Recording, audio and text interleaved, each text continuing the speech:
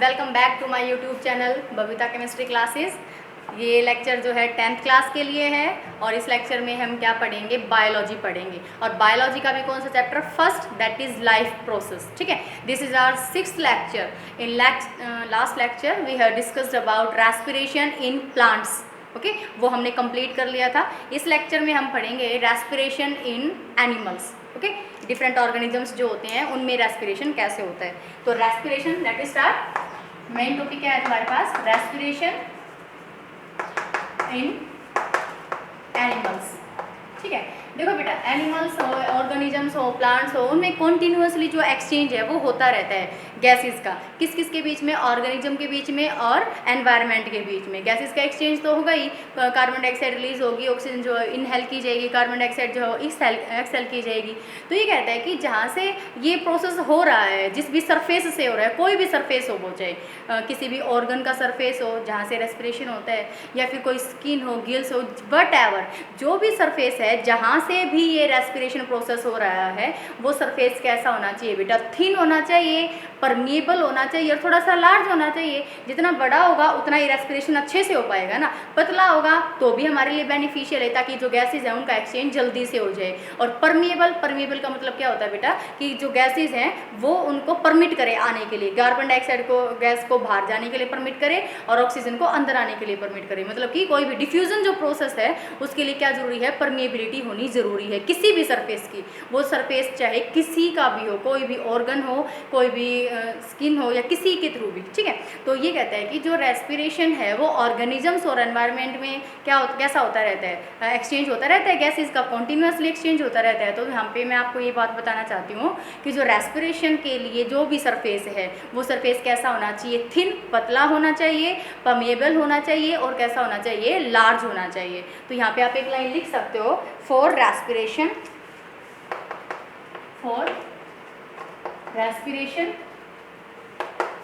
the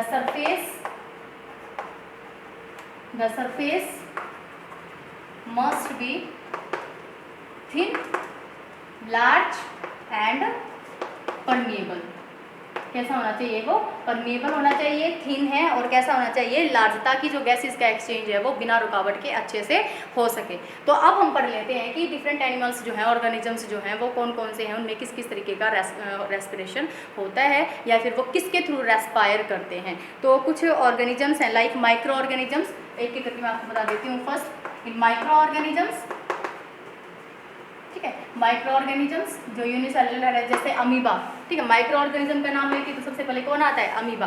ठीक है, इन micro organisms, amoeba, paramecium, ठीक है, पैरामीशियम, और लिख लो स्पंजिस, स्पंज, हाइड्रा। ठीक है, हाइड्रा इंपॉर्टेंट एनिमल है ये बहुत ज़्यादा। हाइड्रा और हाइड्रीला में डिफरेंस है बेटा, हाइड्रा और हाइड्रीला। हाइड्रीला जो है वो प्लांट है और जो हाइड्रा है वो क्या है, एनिमल है। ठीक है, तो ये माइक्रो ऑर्गेनिजम्स हैं, अमीबा है, पैरामीशियम है, स्पंजिस है और जो हाइड्रा है, ये इनके पास कोई स्पेशल ऑर्गन नहीं होते हैं। ठीक है, क्या करने के लिए, रेस्पिरेशन करने के लिए। तो किसके थ्रू रेस्पिरेशन करते हैं, अपने बॉडी सरफेस के थ्रू ही रेस्पिरेशन करते हैं। ठीक है, अमीबा, पैरामीशियम जो है, स्पंजिस, हाइड्रा, यहाँ पे लिखोगे दे डू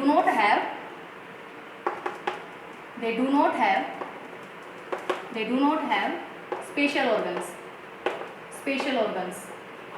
ठीक है, but respire through, special organ नहीं है, रेस्पायर थ्रू बॉडी सरफेस। ठीक है, किसके थ्रू रेस्पायर करेंगे, ये बॉडी सरफेस के थ्रू रेस्पायर करते हैं, कौन, माइक्रो ऑर्गेनिजम्स। ठीक है, इनमें ये एग्जांपल आ जाते हैं। ओके, नेक्स्ट आता है फिर तुम्हारे पास जो ये होते हैं, आपके पास फिश है, फिश भी है, फ्रॉग होते हैं, इंसेक्ट्स होते हैं, इनका अलग अलग तरीके से हम पढ़ेंगे। तो इसमें मैं आपको बता देती हूँ। और कुछ अर्थवॉर्म्स भी होते हैं। सेकंड क्या लिखोगे, इन earthworms.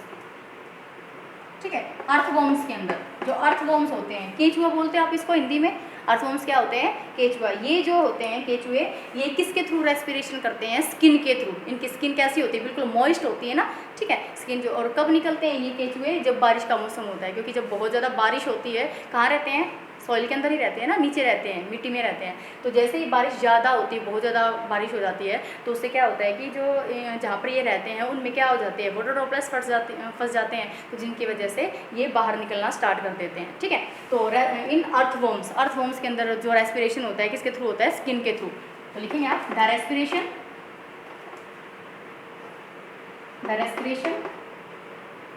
takes place through skin. ठीक है, किसके थ्रू होता है, स्किन के थ्रू। मॉइस्ट स्किन होती है इनकी, परमेबल होती है, उस स्किन के थ्रू ही क्या करते हैं, ये रेस्पायर करते हैं। अब आ जाओ फ्रॉग्स में, सेकंड थर्ड इन फ्रॉग एक ऐसा एनिमल है बेटा जो दो टाइप का रेस्पिरेशन शो करता है, मतलब दो चीज़ों की वजह से, स्किन के थ्रू भी होता है और इसके पास क्या प्रेजेंट होते हैं, लंग्स भी प्रेजेंट होते हैं। ठीक है, जो फ्रॉग है उसमें लंग्स भी प्रेजेंट होते हैं और क्या होता है, स्किन के थ्रू भी वो रेस्पिरेशन करता है। और डाइसेक्शन के दौरान जब डाइसेक्शन करवाया जाता है तो उसमें सबसे पहले हम फ्रॉग का ही लेते हैं। फ्रॉग को ही स्मॉल इंटेस्टाइन वगैरह सारी चीज़ें जो है वो निकाल के देखनी पड़ती है। ठीक है, तो फ्रॉग का डाइसेक्शन जो होता है वो इंपॉर्टेंट होता है। तो फ्रॉग के अंदर आप पढ़ोगे कि रेस्पिरेशन किसके थ्रू होता है, स्किन और किसके थ्रू, लंग्स के through. In frog respiration through skin and lungs. ठीक है, एक स्पेशल नेमिंग दी गई बेटा, अगर स्किन के थ्रू हो रहा है रेस्पिरेशन तो उसको हम बोलेंगे क्यूटेनियस रेस्पिरेशन, और अगर लंग्स के थ्रू हो रहा है तो उसको हम क्या बोलेंगे, पल्मोनरी रेस्पिरेशन।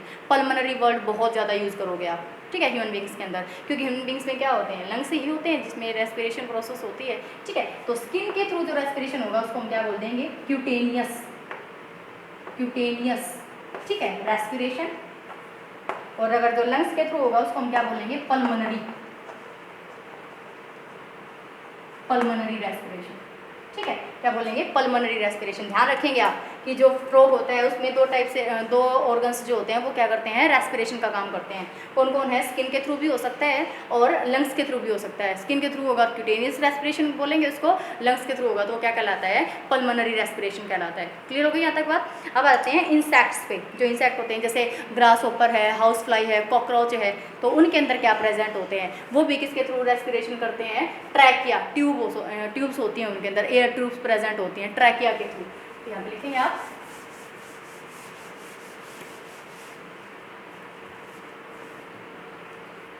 रेस्पिरेशन, इसको भी कर देती हूँ कंप्लीट। रेस्पिरेशन किसके अंदर, इंसेक्ट्स के अंदर। ठीक है, रेस्पिरेशन इन इंसेक्ट्स, हेडिंग डालेंगे आप, respiration in insects.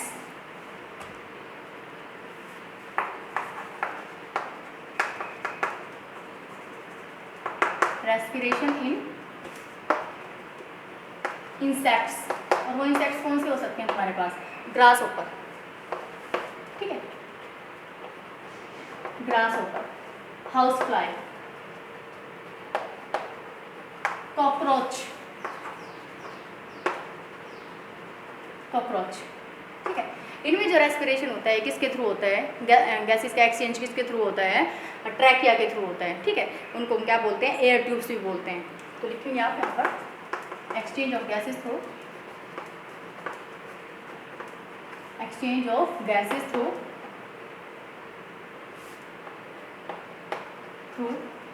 Air tubes. और उन एयर ट्यूब्स का नाम क्या है बेटा, ट्रैकिया, TRACHEA। ठीक है, ट्रैकिया के थ्रू होता है। नेक्स्ट ऑर्गेनिज्म हम पढ़ेंगे, फिफ्थ है जो fish, aquatic animals. Aquatic animals क्या होते हैं बेटा, एक्वेटिक एनिमल्स जो पानी में रहते हैं। ठीक है, पानी के अंदर रहने वाले जो एक्वेटिक जो एनिमल्स होते हैं उनको हम क्या बोलते हैं, एक्वेटिक एनिमल्स बोलते हैं। फ्रॉग को हम एम्फीबियंस बोलते हैं। आपने पढ़ा हुआ है 9th क्लास में डाइवर्सिटी वाले के अंदर, डाइवर्सिटी वाले चैप्टर के अंदर, कि जो फ्रॉग होता है उसको हम क्या बोलते हैं, एम्फीबियंस। और एम्फीबियंस कौन से होते हैं, जो पानी और धरती दोनों पे रहते हैं। ठीक है, तो वो क्या कहलाते हैं, एम्फीबियंस। लेकिन एक्वेटिक एनिमल्स कौन से होंगे, जो सिर्फ पानी के अंदर ही जीवित रह सकते हैं।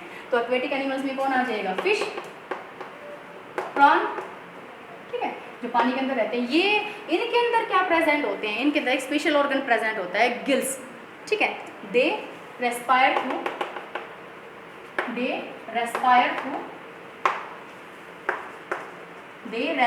Through special organ called gills, ठीक है, स्पेशल ऑर्गन्स कॉल्ड गिल्स, ठीक है, गिल्स के थ्रू होते हैं। गिल्स के थ्रू क्या होता है, इनके अंदर रेस्पिरेशन होता है। और जो ये गिल्स होते हैं ये कवर्ड होते हैं किसके द्वारा, गिल कवर के द्वारा, उसका नाम होता है ओपरकुलम। क्या नाम होता है, ओपरकुलम। यहाँ पे लिख भी लो आप, the gills are covered by, the gills are covered by, covering is called operculum. इसको हम क्या बोलते हैं, ओपरकुलम बोलते हैं, ठीक है। तो गिल्स के थ्रू जो रेस्पिरेशन होता है वो किस में होता है, एक्वेटिक एनिमल्स के अंदर होता है, फिश के अंदर होता है।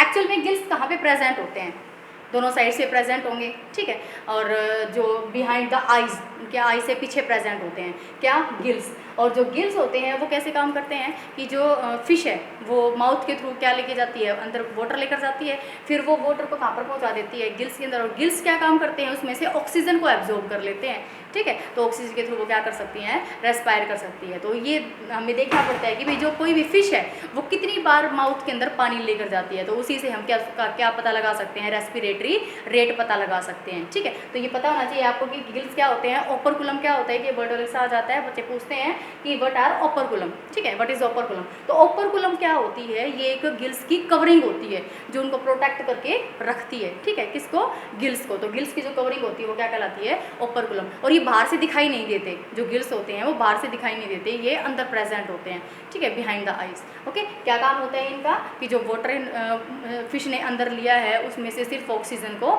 एब्जॉर्ब करना, जिसकी वजह से वो किस में हेल्प करता है, रेस्पिरेशन में हेल्प करता है, ठीक है। कौन हेल्प करते हैं, गिल्स हेल्प करते हैं। तो ये किसके बारे में पढ़ा बेटा आपने, किसके बारे में, respiration in different animals. Okay, ये इतना ही था यहाँ तक कि डिफरेंट जो एनिमल्स हैं, ऑर्गेनिजम्स हैं, वो कौन से तरीके का रेस्पिरेशन करते हैं, उनके अंदर कौन से ऑर्गन्स प्रेजेंट होते हैं, ठीक है। तो वो हमने सारा यहाँ पर पढ़ लिया है। नेक्स्ट लेक्चर में हम पढ़ेंगे रेस्पिरेशन इन ह्यूमन बींग्स, ठीक है। नेक्स्ट लेक्चर के अंदर ही वो पढ़ेंगे, आप इसको पढ़ेंगे अच्छे से, ध्यान से पढ़ेंगे। और जो बड़ी बड़ी स्पेलिंग्स हैं उनको आप लिख के देखेंगे ताकि आपको याद हो जाए, क्योंकि बायोलॉजी के अंदर यही होता है बेटा, स्पेलिंग्स जो होती हैं वो बहुत बड़ी बड़ी होती हैं, बच्चा देख के घबरा जाता है। लेकिन आपको चिंता की कोई ज़रूरत नहीं है, जो भी है ये जो बड़ी डेफिनेशंस होती हैं या जो बड़ी स्पेलिंग्स होती हैं उनको आप लिख के देखें, ताकि स्पेलिंग मिस्टेक नहीं करनी होती बेटा, ठीक है, स्पेलिंग मिस्टेक नहीं होनी चाहिए। बेशक से साइंस है, कहते हैं कि साइंस के में स्पेलिंग मिस्टेक्स के जो मार्क्स होते हैं वो नहीं करते हैं, लेकिन फिर भी हम अपनी तरफ से तो अच्छा करें, तो स्पेलिंग मिस्टेक्स कहीं नहीं होनी चाहिए आपकी।